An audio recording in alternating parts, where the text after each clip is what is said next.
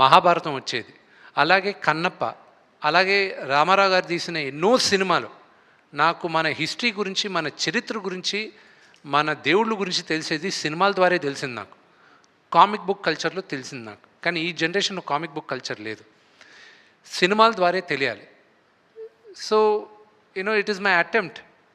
రాసేటప్పుడు కూడా 25 సంవత్సరాలు కింద పడిన వాళ్ళకి సినిమా చూడడానికి వెళ్ళినప్పుడు వాళ్ళకి ఎలాగ నచ్చుతుంది అనే ఉద్దేశంతోనే కథ చేసాం. సో అంతేగాని కకృతితో టికెట్ ప్రైజెస్ పెంచట్లా. విష్ణు గారు,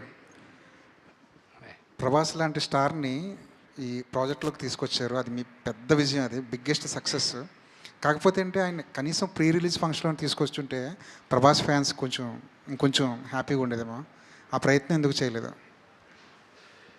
నా బ్రదర్కి మొహమాటం,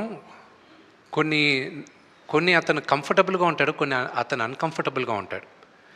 ఈ సినిమా ప్రభాస్ చేసింది ఐఎమ్ గ్రేట్ఫుల్, రుణపడి ఉన్నాను అతనికి. ఎన్నోసార్లు చెప్పాను, ఇప్పుడు కూడా మాట్లాడుతూనే వచ్చా. అతనికి ఇబ్బంది ఏం కలుగుతుందో నాకు తెలుసు. So I never asked him. నాకు తెలుసు వాట్ ఈస్ హిస్ మెంటాలిటీ అని. నేను అడగట్లేదు, నేను గుర్తుపెట్టుకో అని చెప్పాను. నేను ఒక్క దగ్గర మాత్రం అతను వీడియో బయట పంపిస్తానని ఆయన చెప్పినప్పటికీను ఆయనకి కొంచెం లాస్ట్ మినిట్లో ఆయనకు కొంచెం వేరే కారణాల వల్ల మేము వీడియో బయట తీసుకోలే. That was because he wasn't feeling too good also. ఈ షూటింగ్ కూడా అప్పుడు ఆ రోజు క్యాన్సిల్ అయింది. సో అదే కానీ why do you want to ఇబ్బంది అనుకునే దగ్గర why do even want to attempt అనే దాంతో ఇది చేయలే.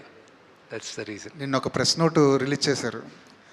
అది సినిమా రిలీజ్కి ముందు ఒక ప్రొడ్యూసర్ దగ్గర నుంచో ఒక హీరో దగ్గర నుంచో అలాంటి ప్రెస్ నోట్ రావడం ఇదే ఫస్ట్ టైం.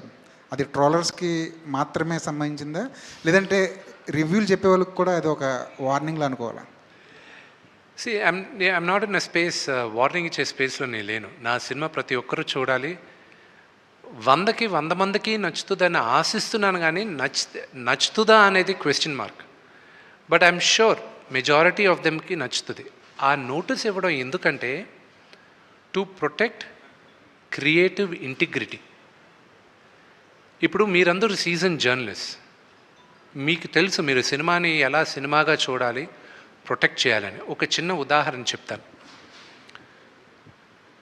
నిన్న ఇది ఫస్ట్ టైం నేను ఈ సినిమా ఇలాగా అన్ని భాషల్లోనూ రిలీజ్ చేయడం, అందరి దగ్గరికి వెళ్ళి చూడడం. ఒక్కొక్క రాష్ట్రంలో ఒక్కొక్క రూల్స్ ఉన్నాయి. ఫర్ ఎగ్జాంపుల్ తమిళనాడులో ఓన్లీ మీడియా వాళ్ళందరూ వాళ్ళొక స్లాట్లు ఉన్నాయి, రోజుకి 2 సార్లే, ఈ స్లాట్ దాటలేదు, ముందే బుక్ చేసుకోవాలి, అప్పుడే మీడియా వాళ్ళు వస్తారు, లేకపోతే రారు. They have the rules, we have to respect. ఆ ఊరికి తగ్గట్టు చేయాలి. నార్త్కి వెళ్ళేసరికి వాళ్ళు రివ్యూవర్స్కి ముందు చూపిస్తారంట కొంతమందికి. అండ్ ఎంబార్గో అంటారు దాన్ని. ఎంబార్గో అంటే మీరు చూడొచ్చు, మీ ఒపీనియన్ మీరు రాయొచ్చు, కానీ సినిమా రిలీజ్ రోజు మార్నింగే రాయాలి, దానికి ముందు రాయకూడదు అనేది రూల్ ఉంటుంది. నిన్న నేను బాంబేలో నేను చూపిన cinema I don't have a control, అక్కడ ఎవరెవరు చూస్తారో మా వాళ్ళు ఇప్పటికి కూడా కర్ణాటక ప్రింట్లు వెళ్తున్నాయి. We are last minute we are having pressures లేదా.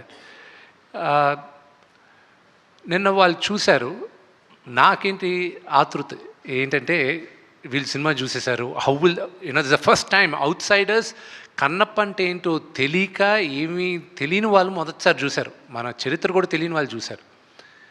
3 చూశారు, 2 ఫస్ట్ బయటకు వచ్చారు. ప్రసాద్ ల్యాబ్లో నేను కూర్చొని ఉన్నా. నేను లేసి వెళ్ళాను, వాళ్ళని ఎప్పుడు కలవలా, వచ్చారు కదా అని లేసి వెళ్ళాను ఇంట్రడ్యూస్ చేసుకోవడానికి.